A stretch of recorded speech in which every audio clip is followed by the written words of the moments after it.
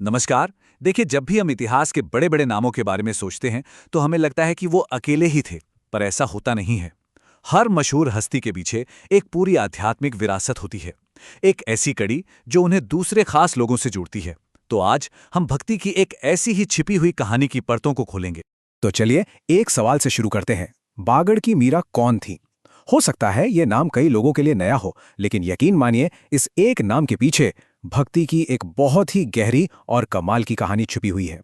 तो सवाल ये उठता है कि क्या इतिहास में कोई और मीरा भी थी? चलिए इसी सवाल के साथ हम अपनी कहानी के पहले हिस्से में चलते हैं और इसका जवाब काफी दिलचस्प है। तो बात है राजस्थान के बागड़ इलाके की। वहाँ एक ऐसी संत हुई जिनकी कृष्ण भक्ति मतलब इतनी गहरी थी, इतनी सच्ची थी कि लोगों ने उन्हें एक नया नाम ही दे दिया। लोग उन्हें दूसरी मीरा कहने लगे। और ये सिर्फ कोई नाम या उपाधि नहीं थी, बल्कि ये उनकी आध्यात्मिक शक्ति को एक सच्ची सलामी थी।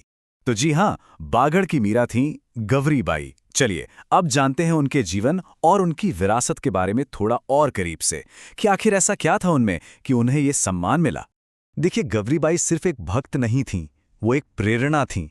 उनकी भक्ति का असर इतना ज्यादा था, इतना गहरा था कि डूंगरपुर के जो शासक थे महारावत शिव सिंह, उन्होंने खुद उनके सम्मान में बाल मुकुंद मंदिर बनवाया। अब जरा सोचिए, उस जमाने में एक राजा का एक महिला संत के लिए मंदिर बनवाना ये कितनी बड़ी बात रही होगी। और ये मंदिर आज भी उनकी विरासत की एक जीती जागती निशानी है। और बस यहीं से हमारी कहानी एक बहुत ही दिलचस्प मोड़ लेती है, क्योंकि जैसे ही हम गवरी बाई की तुलना मीराबाई से करते हैं, ये हमें सीधा असली मीराबाई की अपनी आध्यात्मिक यात्रा तक खींच ले जाती है। तब सवाल ये उठता है कि अगर गवरी बाई बागड़ की मीरा थीं, तो फिर असली मीराबाई के गुरु कौन थे? आखिर उनको प्रेरणा कहाँ से मिली?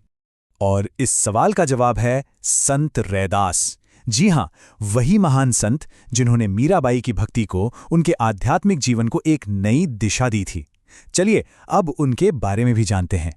अब देखिए, संत रैदास खुद रामानंद जी के शिष्य थे। मतलब वो एक बहुत बड़ी आध्यात्मिक परंपरा का हिस्सा थे। लेकिन इससे भी बड़ी बात ये थी कि वो मेघवाल जाति से आते थे। और ये बात साफ दिखाती है कि भक्ति जो है वो किसी भी सामाजिक बंधन से, किसी भी जाति से कहीं ऊपर है। और जानते हैं, आज भी चित्तौड़गढ़ के किले में उनकी छतरी यानी उनका स्मारक बना हुआ है। वो भी ठीक उसी जगह जहां उनकी शिष्या मीराबाई रहा करती। तो चलिए अब इन दोनों महान आत्माओं की कहानियों को एक साथ जोड़कर देखते हैं और समझने की कोशिश करते हैं कि कैसे इनकी ये अलग अलग लगने वाली विरासतें असल में भक्ति की एक ही शानदार कहानी का हिस्सा हैं। तो देखिए, एक तरफ है संत रैदास जो मीरा के गुरु थे और एक महान परंपरा को आगे बढ़ा रहे थे, और दूसरी तरफ हैं गवरी बाई, जिन्हें उनकी अपनी भक्ति की वजह से बागड़ की मीरा का दर्जा मिला। और कमाल की बात यह है कि दोनों को ही आज उनके स्मारकों के जरिए याद किया जाता है, एक को गुरु के रूप में तो दूसरी को भक्ति के एक बेमिसाल प्रतीक के रूप में।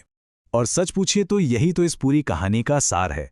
संत रैदास और गवरी बाई की कहानियां भले ही हमें अलग अलग लगें, पर असल में वो भक्ति की एक ही बहती हुई नदी का हिस्सा है। ये वो नदी है जो गुरु से शिष्य तक बहती है, एक पीढ़ी से दूसरी पीढ़ी तक जाती है और अपने रास्ते में न जाने कितने लोगों को प्रेरणा देती चलती है। तो आखिर में बस एक सवाल मन में आता है कि हमारे इतिहास में ऐसे और कितने संत रैदास और कितनी गवरीबाई छिपी हुई हैं। सोचिए, भक्ति और प्रेरणा की ऐसी न जाने कितनी अनकही कहानियां हैं जो बस इस इंतजार में हैं कि कोई उन्हें खोजे, कोई उन्हें सुने। और शायद यही वो सोच है जो हमें इतिहास को एक बिल्कुल नई नज़र से देखने के लिए मजबूर करती।